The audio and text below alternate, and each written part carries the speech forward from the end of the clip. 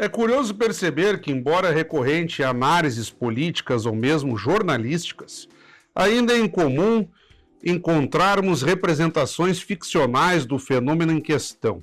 É nesse ponto que o escritor italiano Umberto Eco desperta nosso interesse. Número Zero, seu último romance, mostra os bastidores da criação de um novo jornal na Milão dos anos 1990. O periódico batizado de Amanhã não tinha o objetivo de ser vendido normalmente nas bancas para disputar a preferência do leitor, como La República ou Corriere della Sera. Isso porque a intenção do financiador do projeto, o comendador Vimer Kate, era utilizar o jornal como ferramenta de chantagem para seu ingresso no grupo de elite que controlava as finanças e a política do país. Seriam impressos pouquíssimos exemplares, destinados apenas para quem o comendador quisesse atingir. Esses são alguns dos trechos de Onde os Fatos Não Têm Vez, Umberto Eco e a Pós-Verdade, obra lançada há alguns meses em Caxias do Sul, que mobilizou, digamos assim, toda a comunidade jornalística e público leitor para o financiamento dessa obra, e nós temos aqui a consolidação do livro, e se encontra já conosco aqui o jornalista, escritor Ronaldo Bueno, que retorna aqui ao Café com Letras para a TV Câmara. Uma honra, Ronaldo. Imagina, o prazer é meu, Fábio, estar aqui nesse espaço tão vibrante, né, para falar de livro, falar de literatura, é sempre bom. Eu lembro que tu vieste aqui pela última vez no cenário de pandemia, se não me engano, 2020, por aí, nós de máscara e tu divulgando aqui um projeto, tipo um podcast, que claro, não tínhamos nem possibilidade de aproximação, então ali, digamos que era teu empreendimento eminentemente online, né, que foi uma realidade que se impôs naquele período de pandemia, e agora tu tocas aí com o Diego Adame, a Sublinha, né, que é uma agência que vem se afirmando no contexto da cidade, né? Isso aí, são os meus dois interesses, né, a Ah, comunicação, o jornalismo e a literatura. Em 2020 e 2021, eu fui apresentador do Atraverso, um podcast viu? de literatura. Aí que Estive tá. aqui nesse espaço, lá Exato, naquele contexto, nós isso aí. dois de De máscara. máscara, isso aí. Foi um projeto que durou 2 temporadas, né? E agora eu retomei recentemente, projeto voltado à divulgação científica também no formato de podcast e videocast, que é o Rota de Antares, que é um Olha aí. podcast do PPG em Letras e Cultura da Universidade de Caxias do Sul. Que Apresento junto legal, com tia. a professora Samira Dallagnol, onde que a gente aborda também assuntos de literatura, cultura, estudos de linguagem. São sempre assuntos bons aí para a gente conversar.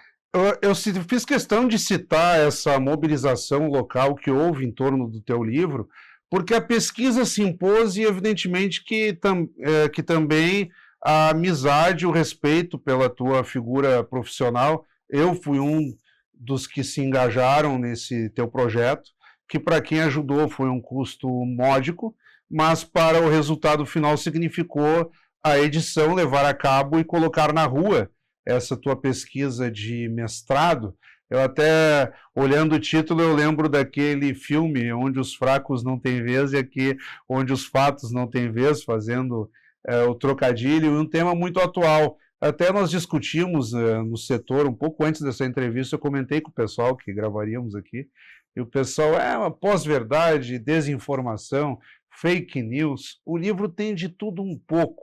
E eu gostaria que tu começasses comentando a pesquisa, a idealização do porquê de trabalhar com esse tema, e aí nós vamos evoluindo conforme o andar da própria obra. Perfeitamente. Em primeiro lugar, eu acho que é importante, né, situar e agradecer essas 89 pessoas que participaram da campanha de financiamento coletivo e permitiram que este projeto de pesquisa fosse transformado em livro. A gente sabe como é difícil fazer pesquisa acadêmica num contexto muitas vezes de limitação de recursos e de incentivos, né? Eu fiz a minha pesquisa no mestrado em Letras e Cultura na Universidade de Caxias do Sul, com o apoio da CAPES. Agora eu faço o doutorado com bolsa do CNPq, então essas bolsas de fomento de pesquisa são fundamentais para o desenvolvimento da ciência no Brasil. mas para transformar em livro, aí eu fiz a famosa vaquinha, né? O financiamento claro. coletivo e Isso aí é comunitário. uma bela edição, tia. A capa, ficou muito bom. É a editora Paco, É. Paco Editorial de Jundiaí, no interior de São Paulo. Eles trabalham especificamente com obras acadêmicas, obras universitárias. Mas então, esse trabalho aqui, ele é fruto de 2, 3 anos de pesquisa. O mestrado dura 2 anos. Por que que eu digo 2, 3 anos? Porque mesmo antes da entrada no mestrado, eu já estava com algumas leituras a respeito do tema, já mapeando bibliografia e tudo mais. Então, um trabalho aí de 3 anos que resulta no livro. O meu trabalho de pesquisa, ele é uma análise literária. Então, o primeiro ponto a ser colocado é isso. O que eu fiz no mestrado em Letras e Cultura foi analisar o último romance do Humberto Eco, que se chama Número Zero. Romance, eu acho importante a gente sempre fazer aquele parêntese de que a gente não está falando de uma história de amor, mas de uma narrativa literária, de uma extensão Sim, maior, com vários o núcleos de formato, né? personagem, o Formato, formato. Mas claro. acho que é sempre bom a gente, às vezes, resgatar a É que, origem e o significado é das que é palavras. interessante, é que é interessante que tu te vales de uma obra literária que trata de comunicação e jornalismo, fazes uma análise literária, mas que desemboca também numa variação de comunicação e que não se restringe só ao público da comunicação. Uma das Aqueles que também belezas não são jornalistas terão a sua opinião lendo o teu texto. Então eu acho interessante essa imbricação entre literatura e comunicação e jornalismo. entre literatura e sociedade de um modo geral, É, né? é. Aqui especificamente com Comunicação de massa. comunicação e Comunicação de massa. jornalismo, É. mas a literatura faz isso. Essa é uma das belezas, né, da obra literária, é que ela nos provoca não a interpretar o mundo, interpretar a realidade, mas nos ajuda a construir sentido. Ajuda sim a interpretar, mas ajuda a reinterpretar, né? Então, o texto literário, ele acaba se imbricando com a sociedade, isso historicamente, né? E Humberto Eco, como um intelectual que foi, com uma publicação acadêmica vasta, ele teve cerca de 50 livros acadêmicos, né? Sobre semiótica, sobre crítica literária, sobre filosofia da linguagem, sobre filologia, sobre a origem das palavras e dos idiomas. Então ele foi um intelectual italiano com uma produção muito grande, muito robusta, mas ele também foi um ficcionista. Ele publicou 7 romances ao longo da carreira. O mais conhecido, o primeiro deles, foi O Nome da Rosa, Que que gerou foi até um filme. best-seller, um filme Gerou filme, né? com Sean Connery, Hum. de 1986, 87, se eu não estou enganado. O livro é de 1980. Praticamente coincide com as nossas idades, né? Eu falo por mim, não sei se tu és mais novo, mas Eu sou uma geração mais nova, sou de Fábio. 85. Não, eu sou de 94. Eu tenho Barbaridade. 32. Tá com 32, eu tô com É. 41. É a mesma geração, né? Se a É, gente quase, pegar a ali, geração, não ali. sei se é a X, Ah, que bom. começa em 1981, vai até É, 1996, né? é, Então é por aí, mesma geração. por aí. Mas o Humberto Eco, então, ele tem essa produção de 7 romances ao longo da carreira. O primeiro foi O Nome da Rosa, ele publicou O Cemitério de Praga, Misteriosa Chama da Rainha Loana, O Pêndulo de Foucault, Baldolino, agora que me fugiu o nome, e o 7º e último foi o Número Zero, publicado em 2015. Por um acaso eu também localizei o Número Zero em casa, mas não trouxe para cá. Eu trouxe ele aqui. Eu vi que tu tens aí Aqui o essa exemplar. edição. Por um acaso, na minha leitura de... aqui, se o pessoal quiser pegar, essa foi a obra do Humberto Eco que embasou a pesquisa do Ronaldo e que já vem aqui com os marcadores, dá para ver que tu pesquisaste de fato no livro. Eu também fiz mestrado e tal, tive que cumprir os 2 anos por causa da bolsa PIBIC CNPq lá no PPG-Com da PUC. E eu sempre gostei muito de riscar os livros e usar aqueles monte de marca-páginas. Eu não tenho E pena aí de livro depois também, Fábio. não, Eu sublinho, eu ferramenta de marco. trabalho, Isso aí, é isso aí. ferramenta de trabalho, tem que usar. Até depois eu editei minha dissertação de mestrado em livro, mas foi lá em 2015. E aí, o que nos interessa aqui, quando tu citas, e a minha leitura no início do programa, foi proposital nesse sentido, é de pegar o cerne do romance do Humberto Eco, que seria um publisher, numa terminologia mais remota, ou o empreendedor, o dono do jornal, como queiram, que está mais preocupado em distorcer fatos e exercer influência junto à opinião pública do que necessariamente com o negócio em si do jornal, que seria colocar nas bancas e vender exemplares, pegando assim naquele sentido mais lato, digamos assim, do periódico, né? Porque nós sabemos que o periódico não vive só de ser vendido, ele também tem a parte publicitária, enfim. Mas o objetivo fim dele não é o de um veículo de comunicação. E Tanto a que tua introdução o... aqui praticamente sintetiza o romance no que te interessa, que é a pesquisa de comunicação. Então, eu acho que a partir daí nós podemos entrar aqui no onde os fatos não têm vez. Claro, tanto que o jornal da história do Número Zero, ele nem é publicado ao longo do romance. Ele nunca vai para as bancas, nunca é vendido. O objetivo é outro, né? Eles imprimem pouquíssimos exemplares, a ideia é mostrar para as pessoas certas, no caso, para as pessoas certas que interessam ao financiador do projeto. Mecanismo de influência. De influência, de chantagem e tudo mais.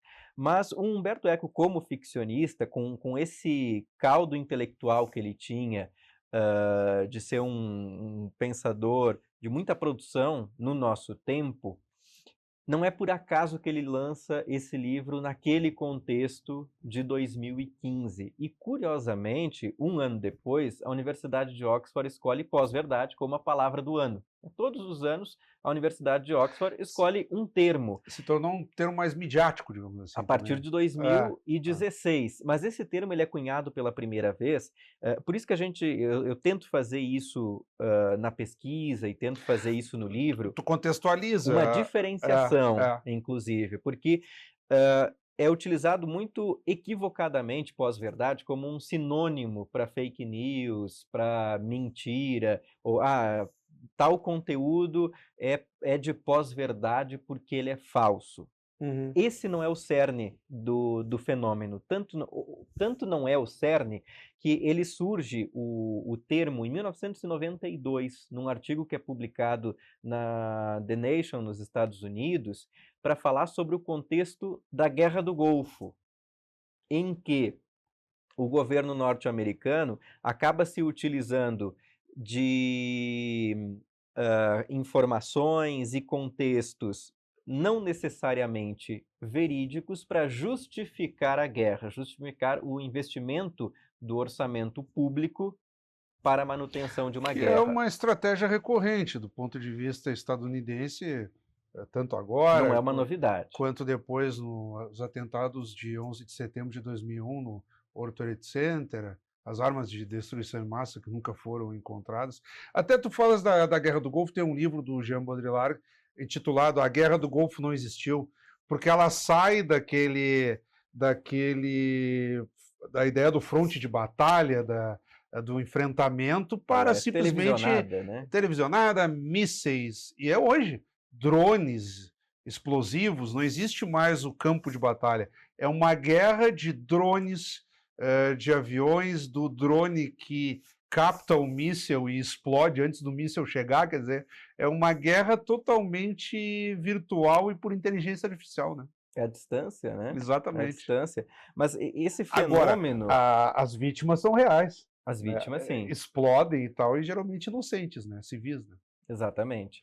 E o Humberto Eco ele consegue traduzir esse contexto atual, contemporâneo nosso, mas que já era emergente ali em 2015, do que vem sendo chamado de pós-verdade, que, repito, não é um sinônimo para as velhas mentiras políticas ou fake news. Se pudesse sintetizar a pós-verdade para quem não é afeito ao tema, o que seria? A gente pode resumir como um fenômeno social em que a verdade se torna indiferente. Resumindo em uma frase. Não importa. Um contexto social em que a verdade e a mentira, por consequência, são indiferentes no debate público. Essa é a inovação do termo. Não é, se a gente falar de mentiras como algo que influenciam a tomada de decisões públicas, isso existia desde o Império Romano, né?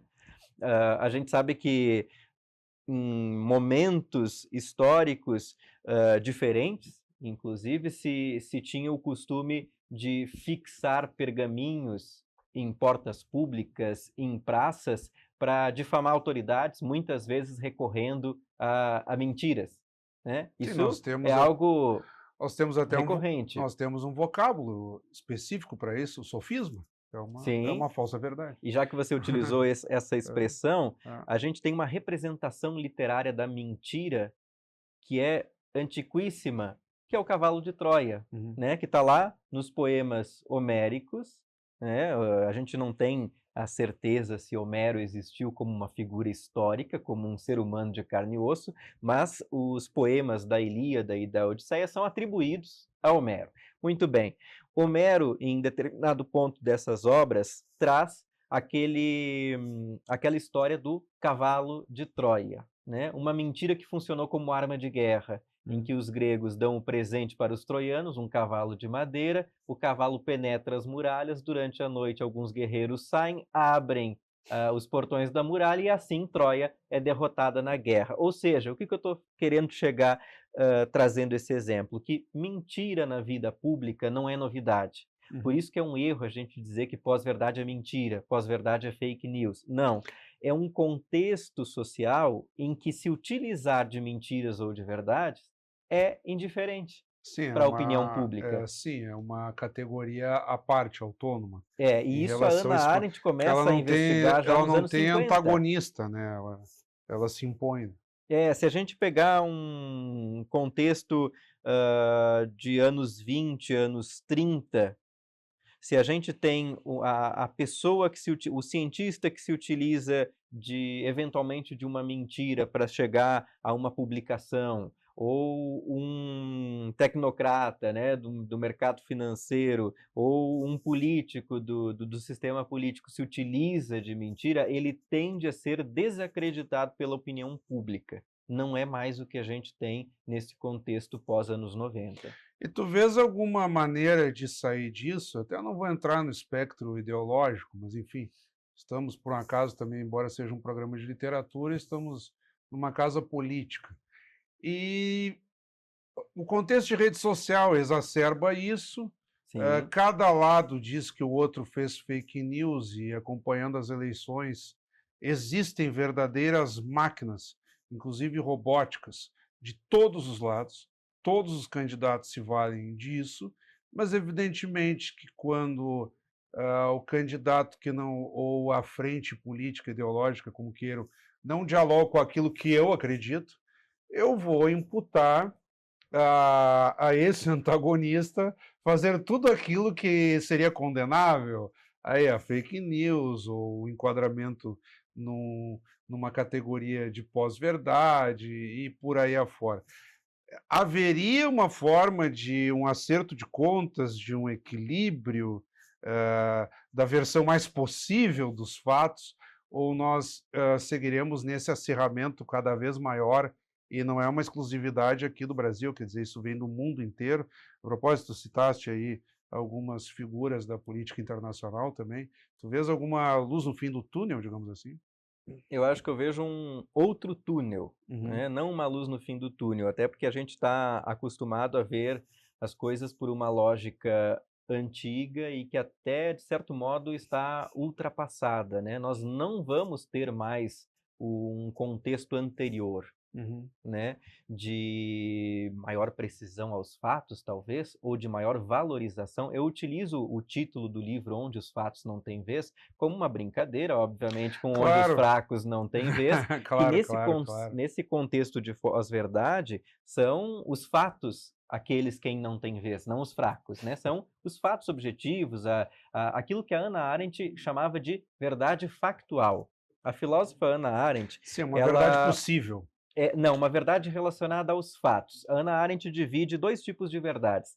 As verdades factuais que são o campo, a matéria-prima do jornalismo, né? E tem um outro tipo de verdade, que são as verdades científicas e matemáticas, como, por exemplo, 2 mais 2 é igual a 4, que é Sim, algo que é imutável ao longo do tempo, né? inconteste. Se a gente fizer o cálculo hoje ou fizer o cálculo daqui a 200 anos, o resultado vai ser o mesmo, ou que a água ferve a 100 graus Celsius, né? Sim. Então, com pequenas Não, oscilações ok, é mas isso. digo, ninguém vai contestar isso. Ninguém vai contestar. O fato as pessoas contestam, Claro, né? exato. Porque ele está baseado num acontecimento que Não, geralmente é irrepetível. e depende de um ponto de vista. Tem uma anedota política que o pessoal usa muito, né? Para cada fato existe aquilo que realmente aconteceu, a forma como eu vi e a forma como tu viste. Então, no mínimo, o fato vai ter 3 versões, né? Depende Aquela muito do ponto de vista de quem o viu e muito provavelmente esses pontos de vista não vão conseguir reproduzir exatamente o que aconteceu. Você já deve ter visto É. na internet, se nós tivéssemos aqui no chão um número 6 ou 9 desenhado no chão, dependendo do ângulo, eu veria o número 6 ou 9, dependendo do teu ângulo, tu verias um ou outro número, né? Mas é o mesmo fato, é um mesmo algarismo Claro, arábico que claro, está claro, desenhado no claro, chão, claro, mas do meu ponto de vista, claro. é 6. Daí o Fábio diz, não, do meu ponto de vista é 9. A pessoa que está do outro lado vai ver aquele mesmo algarismo no chão e vai ver só uma flechinha com uma volta, né? Vai ter uma outra interpretação. O fato, ele está suscetível a múltiplas interpretações. Isso é algo assim que a gente tem como dado e como estudiosos da comunicação, a gente sabe muito bem que isso acontece, né? Muito bem. A pós-verdade está nesse campo da verdade factual. Então, quando tu me pergunta se eu vejo uma mudança, uma forma de atenuar isso nos próximos anos, não, eu não vejo porque justamente com redes sociais, com a internet, com a velocidade de proliferação de informações, a lógica dos algoritmos que a lógica dos algoritmos beneficia, inclusive, os conteúdos que são fraudulentos e que são falsos e que sabem apelar melhor para as emoções do que os conteúdos verdadeiros, né?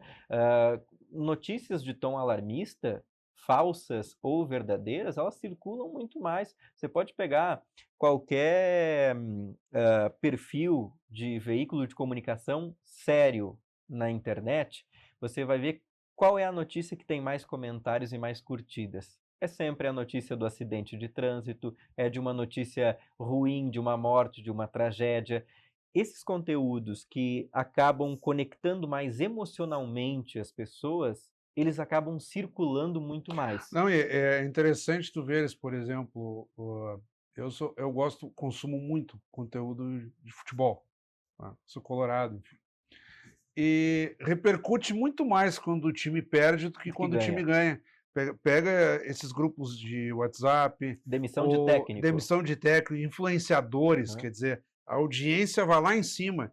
E quando o time ganha, parece que é um clima assim de tranquilidade, né? Isso E aí. que deveria ser o contrário, deveria ser um clima de total euforia, e o pessoal se engaja muito mais na crítica e na lamentação e tal, daí aquilo ali veio assim. E isso é algo humano. É Né? interessante isso, Então, né? não só no futebol, em todas as É. áreas, as notícias ruins tendem a circular mais, a proliferar A mais. indignação, né? Sim, A com indignação é certeza. A mais forte raiva, o do medo, que a o ódio, felicidade, né? todos aqueles sentimentos que a gente liga a um polo negativo, digamos assim, né? Raiva, medo, É desesperança, isso aí, é isso aí, incredulidade, tudo isso é isso aí. repercute mais. Então, isso é a lógica do algoritmo das redes acaba favorecendo a circulação dessas informações, porque monetiza. Quanto mais um conteúdo é replicado, mais o criador do conteúdo pode monetizar e faturar em cima do conteúdo.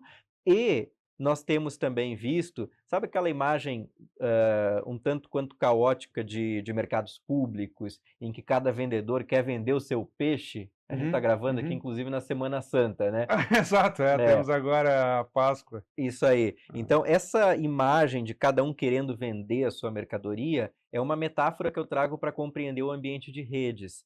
todos agora têm à disposição um microfone de alcance inestimável. Se até 40 anos nós tínhamos um predomínio da televisão aberta e de poucas emissoras de rádio e de poucos veículos impressos, depois a gente tem uma maior segmentação com os canais pagos de televisão, agora a gente tem uma fragmentação total. E eu não estou falando só de serviços de streaming, eu estou falando também de redes sociais, em que cada cidadão com acesso à internet é um criador de conteúdo e disputa a atenção, inclusive com a imprensa profissional. Bem, Ronaldo, nós dois somos jornalistas e o tema é muito palpitante. Eu tomei a liberdade aqui de deixar o tempo passar. O pessoal faz sinal para mim ali. Nós vamos ter que encerrar. Então, nós vamos continuar o papo aqui no Café da Câmara ou lá na Sublinha. E eu já vou emendar o convite aqui para que tu retornes, porque eu sei que a tua pesquisa continua em andamento e muito provavelmente nós teremos outras obras nessa linha. Então, fica o espaço aí para a tua despedida momentânea, digamos assim. Muito bem, Fábio, eu agradeço imensamente o espaço, é sempre um prazer conversar sobre livros, sobre literatura, sobre a obra ficcional de Umberto Eco, né? Essa obra ficcional de Umberto Eco, os 7 romances, agora são o foco da minha pesquisa Agora no doutorado. abriu o leque. Eu abri o leque. E não fica só na comunicação. E não só na temática da pós-verdade, que eu deixei restrita a essa análise, tá. E agora eu estou abordando como que Umberto Eco tem utilizado, ou como ele utilizou, melhor dizendo, as teorias conspiratórias como motivos ficcionais na sua obra. Olha aí. Né? Vai render muito papo aí mais adiante, mas te agradeço imensamente o espaço. O livro está disponível para venda no site da Paco Editorial, também em marketplaces diversos. A pessoa pode entrar em contato comigo também nas redes, que é @RonaldoVBueno. Muito obrigado e reitero o convite. Vamos aguardar, então, a conclusão da tua pesquisa e a posterior edição em vídeo. Muito obrigado. Dessa forma, então, acabamos de conversar aqui com o nosso amigo, jornalista, escritor Ronaldo Bueno, que nos brindou aqui com Onde os Fatos Não Têm Vez, Umberto Eco e a Pós-Verdade, pauta do Café com Letras desta semana. Como sempre, também convidamos a todos que continuem acompanhando a nossa programação. Até o nosso próximo encontro.